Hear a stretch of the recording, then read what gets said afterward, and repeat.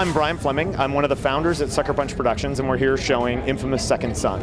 Can you talk about what your goals were heading into this game, and specifically what Next Generation opened up for those goals?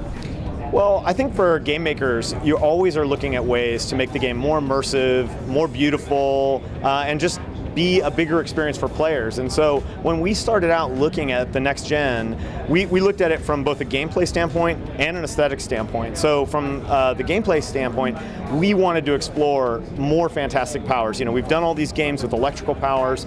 Let's do multiple sets of powers this time. Let's not just stay in one area. So we're showing smoke, but there's more to come there. And then on the flip side, we selected a city, Seattle, that's actually home to us, and there's a multitude of reasons for that, but important reasons are aesthetically, it gives us an opportunity to do something we could have never done on the previous generation of hardware, which is to get a wet, reflective, beautiful city rendered. Seattle, as most of your viewers are going to know, kind of a wet place most of the year, so we're sort of experts in how to make it look right. So whether it's reflections or puddles or all of that is a part of the aesthetic of the game, and we wanted to bring that out. What do you feel defines next generation gaming?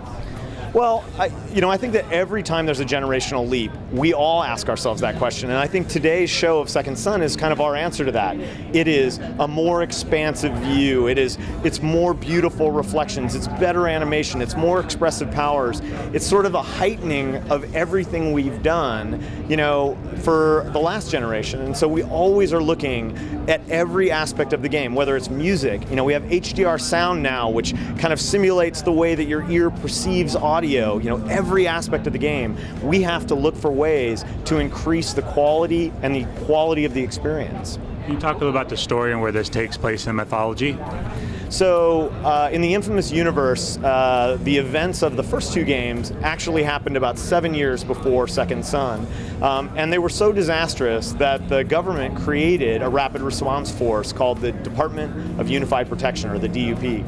And the DUP exists to sort of deploy anywhere, anytime someone with superhuman abilities might be found.